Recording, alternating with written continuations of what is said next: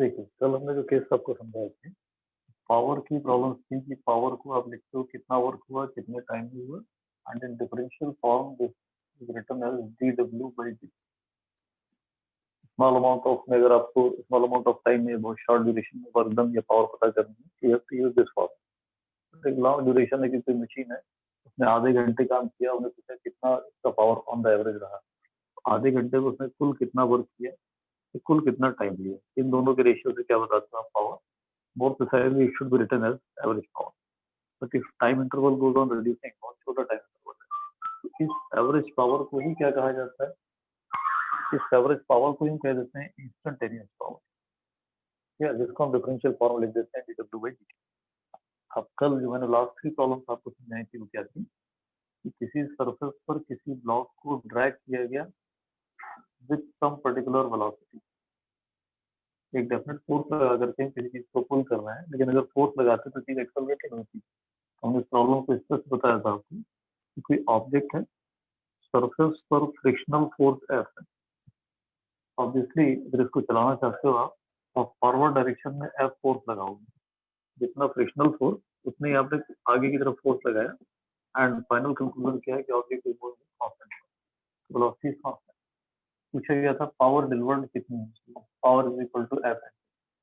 जैसे हमने कार की प्रॉब्लम बताई थी कि कार है, कार का इंजन उसको कितनी पावर डिलीवर कर रहा है, कंडीशन ये थी कार एक डेफिनेट वेलोसिटी से मूव कर रही है और सरफेस पर फ्रिक्शनल फोर्स कितना दिया गया है, फोर्स एफ दिया गया। अगर कार की स्पीड कांस्टेंट है,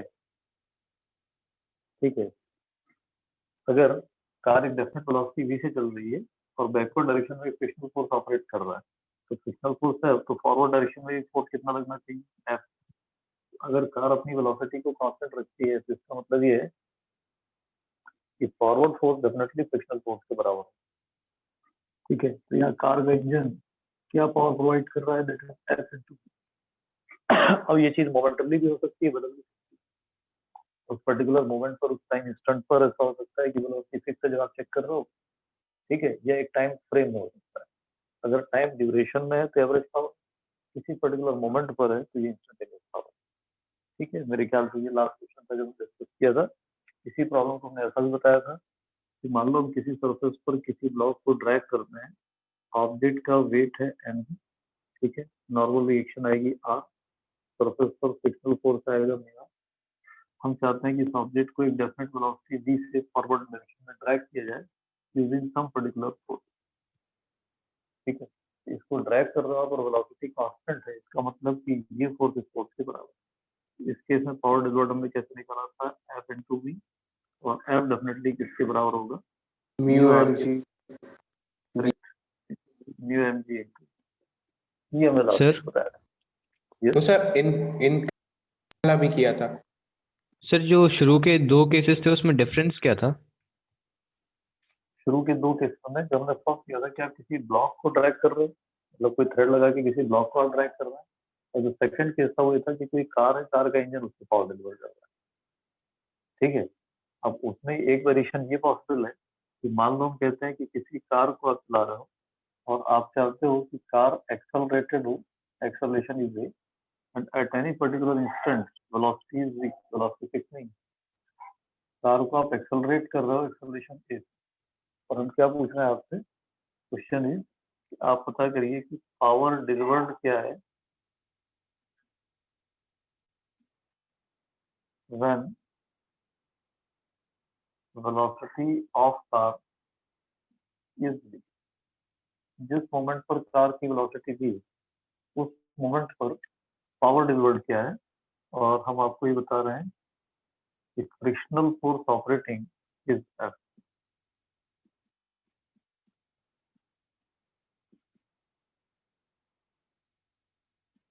फ्रिक्शनल फोर्स ऑपरेटिंग अगर एफ है तो आपको बताना है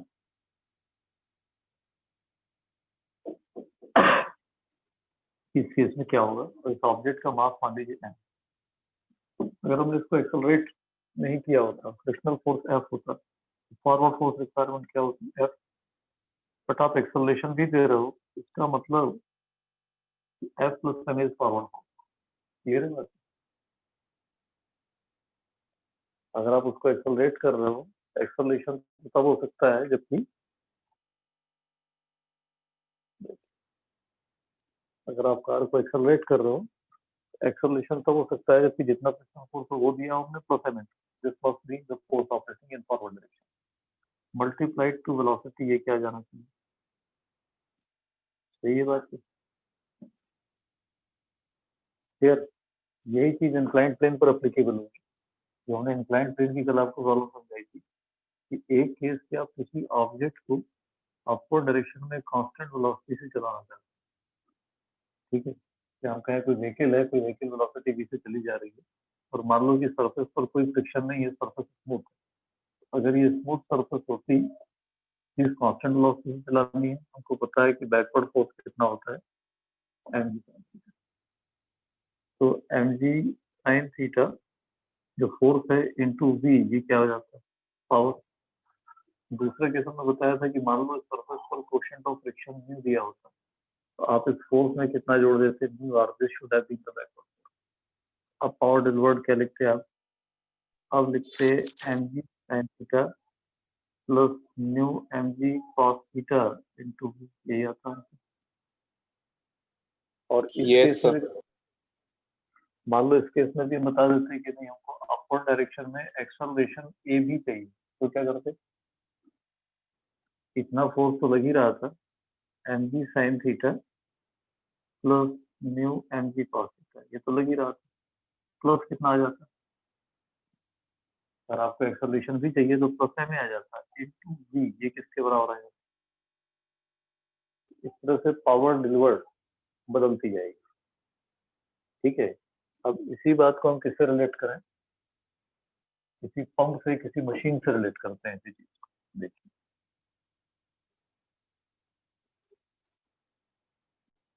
इसी बात को हम किसी पंप से, किसी मशीन से रिलेट करते हैं। सपोज क्वेश्चन ये है हमारा कि कोई टैंक है, वाटर टैंक है, और किसी मशीन से आप इसको फिल करते हो। सपोज इसका वॉल्यूम है v, ठीक है? इसकी हाइट दी हुई है आपको h, मतलब h हाइट तक आपको वाटर लिफ्ट करना है। कोई पंप लगाते हो आप, और पंप लगा करके आप वाटर को h हाइट तक लिफ्ट करते हो। इस टैंक को फिल करना चाहते हैं, उसका वॉल्यूम v है, और सपोज हमको ये डाटा दिया जाए कि पंप क्या कर रहा है। Pump फिल्स the tank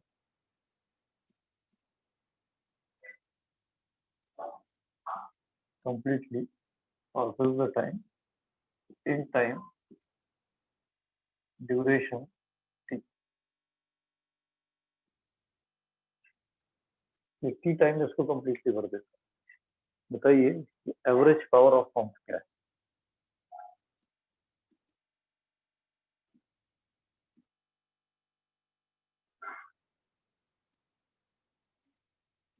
clear? और हमने क्या दे रखा है आपको? डेंसिटी ऑफ वाटर दे रखी है, तो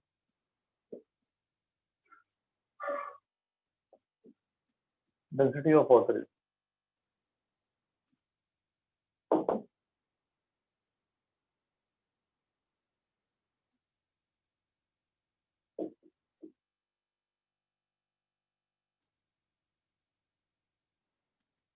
ठीक है?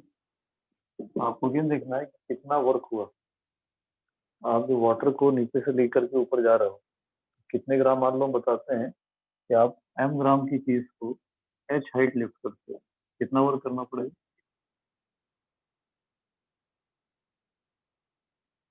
mgh. mgh, correct. क्योंकि इस ऑब्जेक्ट पर mg फोर्स नीचे लग रहा होगा, हमको mg ऊपर लगाना पड़ेगा। हमारा फॉर्मूला होना चाहिए कि जो वर्क डन होगा that should be force into displacement. Force हमको दिख रहा है कि mg लगाना पड़ेगा, डिस्प्लेसमेंट इज h। इस प्रॉब्लम में हम चाहते हैं average power conversion, that should be work divided by work. कितना फोर्स हुआ, कितना डिस्प्लेसमेंट हुआ बाय टाइम। फोर्स, फोर्स कितना होगा m इंटू जी, डिस्प्लेसमेंट कितना चाहिए h। अब क्या रहा है यहाँ पर? मास। टैंक का वॉल्यूम कितना है v, डेंसिटी कितनी, रो। वॉल्यूम इंटू डेंसिटी होता है mass, into G into H divided by T, ये रिजल्ट आता है। जो एवरेज पावर है that should be 0 GH divided by T. ये आंसर होगा. Clear? Average power consumption. अब सर Yes.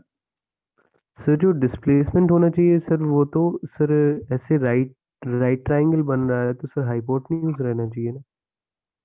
ये जनरली इन क्वेश्चंस में क्या होता है कि जो टैंक की हम हाइट देते हैं वो उसके सेंट्रल पॉइंट पे दी जाती है, क्योंकि पानी उसके ऊपर भी और उसके नीचे भी. तो इसमें जो हाइट होती है वो उसके लोअर एंड पे ना दे करके उसका जो सेंटर ऑफ ग्रेविटी होता है हाइट ऑफ दैट होती है. ठीक है. तो जैसे मान लो ये टैंक है, इसकी हाइट 10 मीटर और इसके ऊपर 1 मीटर तक टैंक है और इसकी जो बॉटम है वो 1 मीटर. एक्चुअली पानी आपका 9 मीटर से 11 मीटर तक एक्सटेंड है. उसका सेंटर ऑफ ग्रेविटी कहाँ है? 10. तो नॉर्मली जो हाइट आपको मेंशन होती है सवाल में वो क्या होगी? 10. ठीक है. ओके अब मान लीजिए, अब मान लो कि हमने इसमें आपको पंप की एफिशिएंसी भी दे दी. इसी सवाल को हम एक स्टेप आगे बढ़ा देते हैं. एफिशिएंसी ऑफ पंप भी दे दी आपको. एफिशिएंसी ऑफ पंप मान लो सपोज 40%. Pump 40% efficient. हमसे पूछा गया एवरेज पावर ऑफ पंप के बजाय आपसे पूछ लिया गया कि पावर कंज्यूम्ड बताइए. इस प्रोसेस में कितनी पावर कंज्यूम हो रही है जबकि पंप की एफिशिएंसी कितनी है? 40%. क्या बदल जाने वाला है? आप कैलकुलेशन में देख रहे हो ये वो वर्क है जो आपको आउटपुट में मिला. मतलब एक्चुअली ये पावर आउट, पंप ने जो पावर हमको दिया वो पावर ये आउटपुट में हमको ये पावर मिली. लेकिन पंप की एफिशिएंसी कितनी दी है? 40%. क्या मतलब हुआ इस बात का? पंप चल रहा है किससे? इलेक्ट्रिकल मशीन, इलेक्ट्रिसिटी से चल रहा है. तो आउटपुट पावर और इनपुट पावर इसके रेशियो को कहते हैं एफिशिएंसी. ठीक है ना. एफिशिएंसी मतलब आप 100 यूनिट बिजली खर्च करोगे तो वो 40 मिनट के बराबर काम करेगा. तो उसको क्या कहेंगे? 40%. आप 100 यूनिट खर्च कर रहे हो उसके अगेंस्ट 40 यूनिट वर्क करे तो उसको क्या कहेंगे? 40% एफिशिएंसी. तो देखिए एफिशिएंसी 40% होने का मतलब कि जो आउटपुट एफिशिएंसी है, ऐसा कह सकते हैं एफिशिएंसी जिसको मीटर से शो करते हैं, दिस इज 40%. It is 40/100. ये P out by P in. तो आपने इनपुट पावर मतलब इलेक्ट्रिसिटी कितनी दी होगी? This is given by PO into 100/40. और आउटपुट पावर कितनी है? 0 GH बाई T इंटू 100/40. ये कैंसिल कर सकते हैं. It is 0 GH by T into 5/2. ये पावर कंज्यूम्ड होगी. मतलब इलेक्ट्रिकल पावर कितनी यूज कर रहे हो आपको ये. आपकी मशीन आपको आउटपुट इतना दे रही है बट आपका जो बिजली का बिल आएगा वो इसके हिसाब से आएगा. क्लियर. पावर कंज्यूम्ड और पावर आउट में फर्क होता है तो उसमें एफिशिएंसी डाल दी जाती है. अब मान लो हम इसी सवाल को थोड़ा सा बदल देते हैं.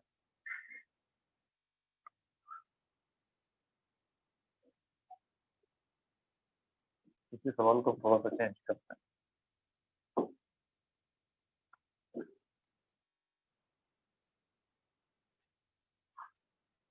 सवाल ये है कि सपोज कुछ ब्रिक्स हैं और हमको ब्रिक्स को किसी एक हाइट तक ले जाना है. सपोज आपको ब्रिक्स को यहाँ से उठा करके, तो ये लैडर है, इसको चलते हुए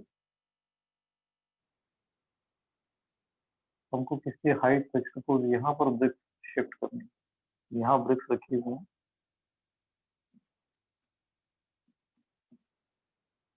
किसी ब्रिक का मास दिया हुआ है. दिस इज M ग्राम की एक ब्रिक है. तो कोई पर्सन इसको उठा करके ले जाता है और 30 मिनट्स तक वो काम करता है. 30 मिनट्स में M ब्रिक्स ट्रांसफर कर देता है. M bricks shifted. और ये टोटल हाइट जो फ्लोर पे है H. ठीक है ना. हमको बताना है पावर यूज क्या होती है. Sir mgh/30. MGH/30. बट ये मिनट्स में, ये मिनट्स में.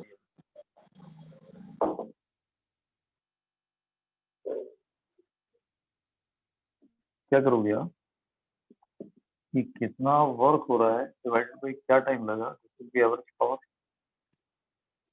वर्क, कितना वर्क हो रहा है। एक ब्रिक को शिफ्ट करते हैं हम तो इतना वर्क कर रहे हैं, कितनी ब्रिक शिफ्ट की एंड इतना टोटल वर्क करना कितनी देर में, 30 मिनट, 30 इंटू 60 आंसर होगा।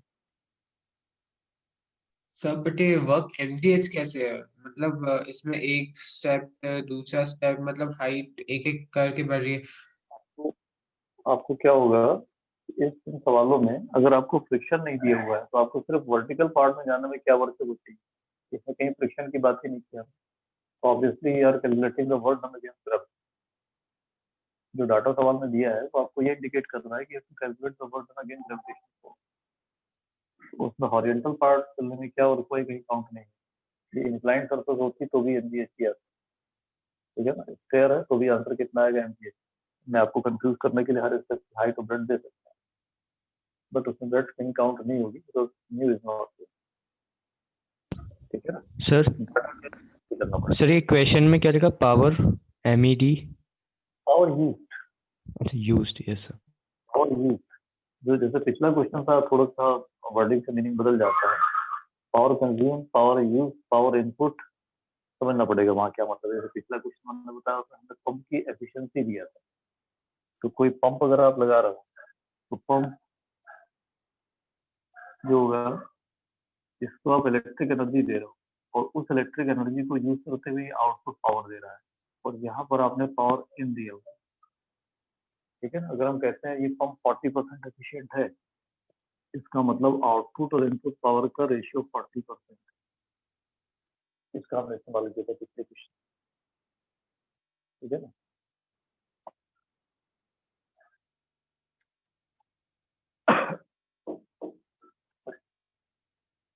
सर इस प्रॉब्लम को हम ऐसा देखें, लॉजिक यही लगाना है, थोड़ा सा चेंज करते हैं इसमें। मान लो ऐसा है कि कोई पाइप हॉरिजॉन्टल पोजीशन पर रखा है और पाइप का area of cross section A, ठीक है, इसमें से पानी बाहर आता है विद वेलोसिटी v, ठीक, और डेंसिटी ऑफ वाटर हमको दी हुई है रो। डेंसिटी ऑफ वाटर इज, मान लो कि ये काम हम किसी पंप के थ्रू कर रहे हैं, कोई पंप लगा है, पंप से पाइप कनेक्ट है और पंप इसको थ्रो कर रहा है, तो स्पीड पर पानी बाहर निकाल, हमको पता करना है इस डाटा से पावर ऑफ पंप क्या है। वेलोसिटी कांस्टेंट है इधर। Velocity constant, water is coming out with some fixed velocity.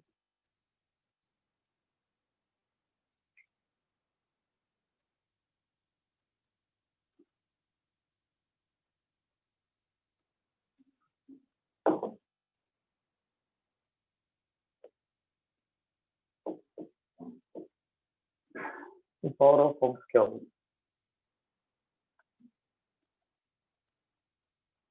बताइए।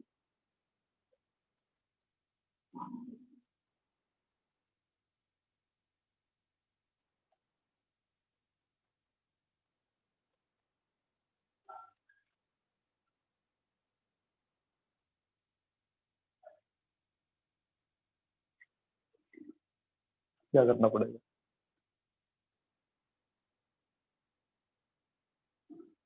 आपको क्या चाहिए, रेट ऑफ मूविंग। सर वो अगर V मीटर पर सेकंड से जा रहा है तो मतलब 1 सेकंड में वो V मीटर ट्रैवल कर रहा है, तो डिस्प्लेसमेंट हम V मीटर 1 सेकंड के लिए मान सकते हैं। देखिए ये क्वेश्चन हम लोग पीछे सॉल्व कर चुके हैं सिंपल क्वेश्चन। अगर यहाँ पानी की वेलोसिटी v, इससे v डिस्टेंस पीछे जाइए, जो पानी अभी आपको यहाँ दिख रहा है पानी का पार्ट, वो 1 सेकंड पहले v डिस्टेंस पीछे रहा होगा, मतलब इस क्रॉस सेक्शन पर रहा होगा। जिन पार्टिकल्स को भी आप यहाँ देख रहे हो 1 सेकंड पहले वो सारे पार्टिकल यहाँ रहे हो। तो जब ये पार्टिकल चलते हुए यहाँ से यहाँ पहुंच गया, what happened to these particle, ये सारे पार्टिकल बाहर आ चुके। इससे पहले ये कैलकुलेट होगा कि लिक्विड का कितना मास 1 सेकंड में बाहर आया, ठीक है ना।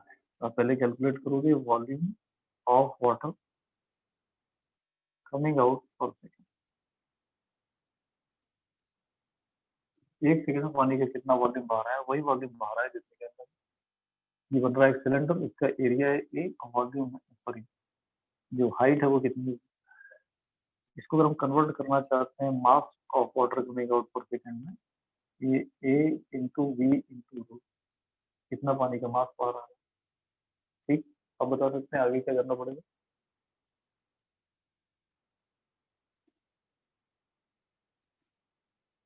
पानी का इतना मास बाहर आ रहा है 1 सेकंड, इससे आप बता सकते हो कि पावर कंज्यूम कितनी। Sir A omega V square, A omega sorry sir, A density V square. V Yes, square sir. की sir V square. V square क्यों होगा। एक पानी यहाँ हॉरिजॉन्टली चल रहा है, क्या उसकी पोटेंशियल एनर्जी बदल गई। वो जो पंप वर्क कर रहा है किस तरह में वर्क कर रहा है, क्योंकि पानी हाइट पे तो गया ही नहीं, पानी तो उसी हाइट पर। Sir acceleration. एक्सेलरेशन है ही नहीं, तो बताना कि पानी कौन सा कांस्टेंट। तो सर जीरो मानते हैं ना उसको, तो अगर वो v मीटर उससे ट्रैवल कर रहा है और टाइम इंटरवल हमने ऑलरेडी 1 सेकंड दिया हुआ है, तो वो v नहीं आएगा। एक्सेलरेटेड मोशन नहीं कर रहा है पानी, तो जो यहाँ से बाहर आ रहा है वो फिक्स वेलोसिटी से बाहर आ रहा है। आपकी जो मशीन है वो फिक्स वेलोसिटी से पानी बाहर इजेक्ट करा रही है। Acceleration is not. एक्चुअली यहाँ वाटर ने कौन सी एनर्जी गेन किया है, काइनेटिक एनर्जी गेन किया है। कितनी एनर्जी sir. का फायदा हुआ, देर में फायदा हुआ। आप देख सकते हो कि 1 सेकंड में जब तक आपने पंप नहीं लगाया था तो पानी की स्पीड कितनी मानोगे आप, 0। एक्चुअली वाटर की काइनेटिक एनर्जी को 0 से हाफ एम वी स्क्वायर तक हम लेकर के आ रहे हैं कितनी देर में, 1 सेकंड में। जो पावर कंज्यूम है और पावर यूज है वो कितनी है, आपने half M V square energy दिया, पहले एनर्जी थी 0, तो energy difference divided by time taken, मतलब वैल्यू कितनी हुई, half M V square divided by T. This is mass of water that comes out per second, और mass of water that comes out per second is A into V into rho into V square. Answer is half A rho V cube. This is power.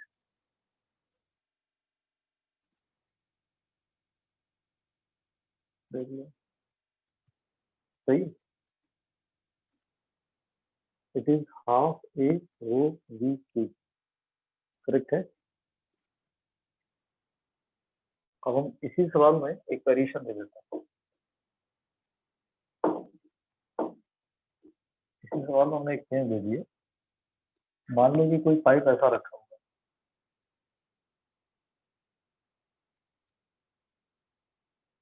ठीक है, ये height है, ये cross sectional area है, और पानी यहाँ velocity v से बाहर आ रहा है, v से, और यहाँ हमने कोई पंप लगा रखा है।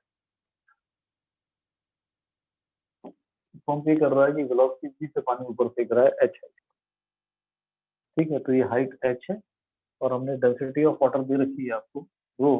अब पूछा गया पावर ऑफ पंप को बताइए।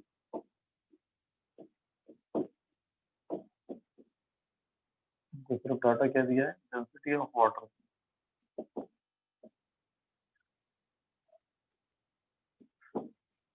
क्या बताना है, power of pump.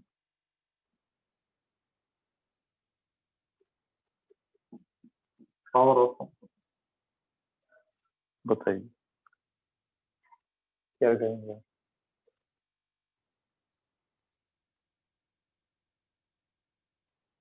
Power of pump की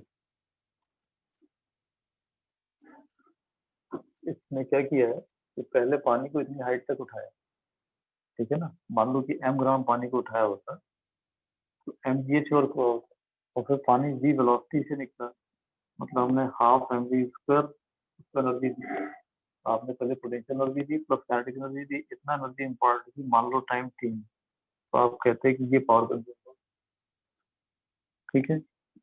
अब इसको क्या करिए, आप डिवाइड करिए, तो ये मास बाई टी आता, ठीक है ना। या आप ऐसा कर सकते हैं कि दोनों में से m बाई टी कॉमन ले सकते हैं, यहाँ से m कॉमन ले लीजिए, क्या बचता है gh, यहाँ से m कॉमन ले लेते क्या बचता है v स्क्वायर बाई टी।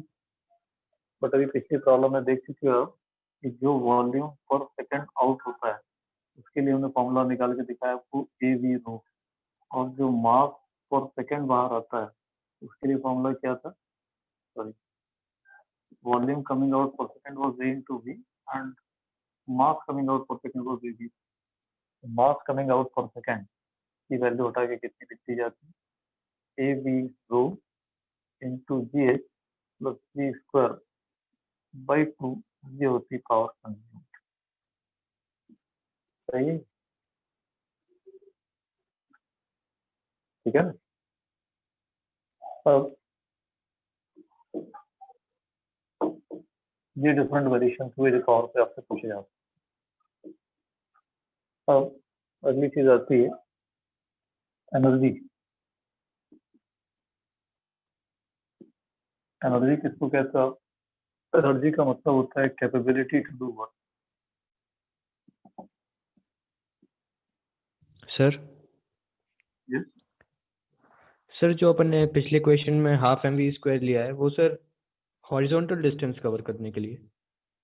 नहीं, पूरे पाइप को क्रॉस करने के बाद जब पानी बाहर आ रहा है तो एच हाइट के बाद जो पाइप का माउथ था यहाँ से पानी बाहर आ रहा था वी वेलोसिटी।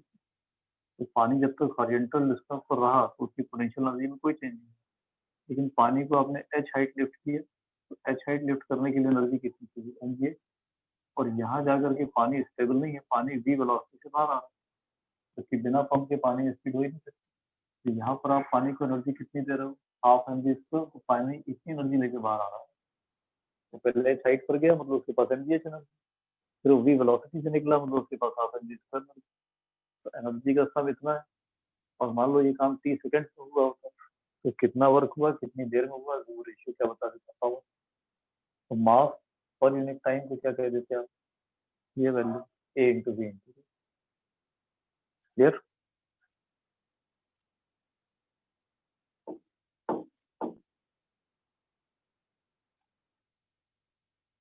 फिर इसमें तीन बड़े कैलकुलेशंस हैं, पोटेंशियल एनर्जी का, काइनेटिक एनर्जी का, और एक calculation of energy in case of spring. तीन कैलकुलेशन, तीन में। तो एनर्जी के केस को देखो आप, एनर्जी किसको कहा जाता है, कैपेबिलिटी टू वर्क। किसी चीज में कुछ वर्क करने की एबिलिटी, तो आप कहते हो कि वो चीज कैसी है, एनर्जाइज, उसके पास एनर्जी। अब एनर्जी कई तरह की हो सकती है, एनर्जी के sir different form. Excuse me sir. तो अगर पावर होता है work done by time taken, तो अपन पावर को ऐसे भी डिफाइन कर सकते हैं, rate at which energy is consumed. सही, आप उसकी जो पावर लिखते हो, पावर को लिखने का फॉर्मूला क्या है, डब्ल्यू बाई टी। और डब्ल्यू क्या होता है, डब्ल्यू एनर्जी के बराबर ही। अगर कोई पर्सन कोई काम कर रहा है तो अपनी एनर्जी का कितना पार्ट एक सेकंड में यूज कर रहा है, इसी को पावर कहते हैं। तो मशीन लगी है तो मशीन एक सेकंड में कितना वर्क कर रही है, इसी को पावर कहते हैं। आप इलेक्ट्रिकल बेसिस पर कोई काम करा रहे हो तो एक सेकंड में आपके इलेक्ट्रिकल जो मीटर है वो कितनी पावर कंजम्पशन दिखा रहा है, पर सेकंड में कितनी एनर्जी कंज्यूम दिखा रहा है, उसको क्या कहा जाएगा, रेट ऑफ डूइंग वर्क कहें या rate of consumption of energy कहें। इसलिए एनर्जी और पावर इक्विवेलेंट, एनर्जी और पावर, सॉरी, एनर्जी और वर्क इक्विवेलेंट टर्म। एनर्जी और वर्क यूनिट जैसे होती है। It's simply capability to do work, but energy कई तरह की हो सकती है। एनर्जी के कई सारे फॉर्म्स होते हैं, काइनेटिक एनर्जी हो सकती है, पोटेंशियल एनर्जी होती है,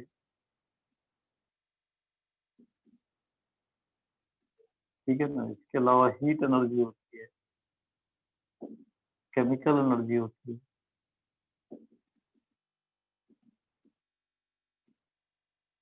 ठीक है। न्यूक्लियर एनर्जी हो सकती है,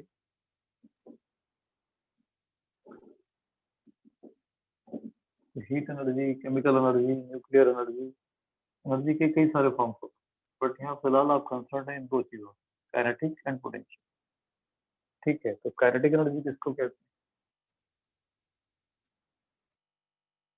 काइनेटिक एनर्जी ऑब्जेक्ट में तब मानी जाती है जबकि वो चल रहा हो।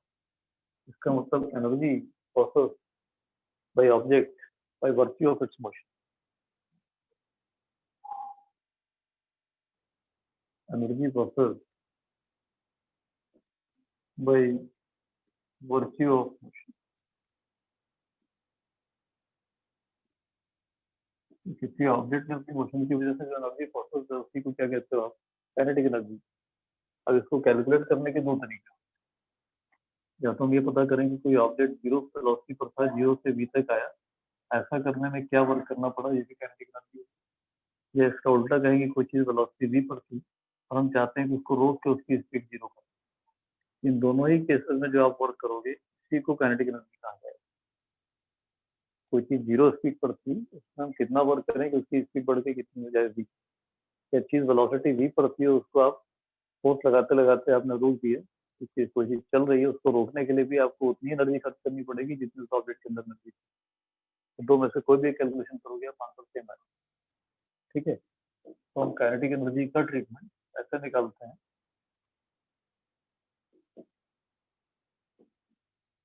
काइनेटिक एनर्जी का ट्रीटमेंट आप ऐसे निकालते हो, हम जैसे केस को मान के चल रहे हैं कि ऑब्जेक्ट जीरो वेलोसिटी पर था, मतलब रेस्ट पर था, और रेस्ट से हम उसको वेलोसिटी वी पर लेते हैं।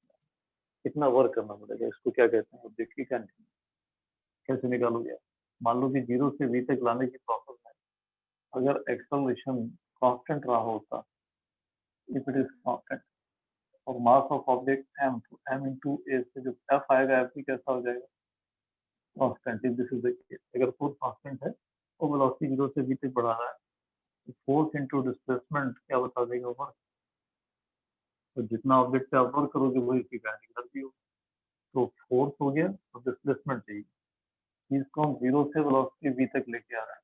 फॉर्मूला क्या लगाते हैं, V square equal to U square plus two. Starting speed zero, final speed V, acceleration A. आप निकाल सकते हो कि एक्सेलरेशन ए की वैल्यू कितनी है, वी स्क्वायर अपॉन टू है। ठीक है ना। आप यहाँ फोर्स बटा के लिखिए मास into acceleration into L. Acceleration की जगह लिखिए वी स्क्वायर बाई टू है। ये आपका वर्क डन आ चुका है, और जितना आपने वर्क किया इसी को ऑब्जेक्ट की काइनेटिक एनर्जी। ये ऑब्जेक्ट रेस्ट पर था, आपने लगातार उस पर एक कांस्टेंट फोर्स लगाया और उसकी स्पीड को बढ़ा के कितना कर दिया भाई। इन दैट प्रोसेस जो कुछ भी आपने वर्क किया वही ऑब्जेक्ट की काइनेटिक एनर्जी। वैल्यू क्या बन रही है, 1/2 mv स्क्वायर। ठीक है। अब मान लो कि फोर्स कांस्टेंट नहीं रहा हो, तो क्या करते? अब वो वहाँ कैसे? को इंटीग्रेशन से निकालते हैं। इंटीग्रेशन से निकाल, करेक्ट। ये सेकंड केस है, if acceleration is not constant, means force is not a constant। इस केस में वर्क कैसे निकालते हैं आप लिखते हैं एफ डी एस इंटीग्रेशन। फिर अब एक्सेलरेशन वेरिएबल है, तो एक्सेलरेशन को क्या लिखा जाएगा, डीवी बाई डी टी। हम यहाँ फोर्स को लिखेंगे mass into acceleration into D S. Acceleration को लिखते हैं DV by D T into D S, और D S by D T क्या बन जाता है, D S by D T मतलब वेलोसिटी। ये होता है M into D V into V. और इंटीग्रेशन की लिमिट कहाँ से डाली जाती है, जी। स्टार्टिंग वेलोसिटी क्या थी, जीरो, फाइनली वेलोसिटी कितनी,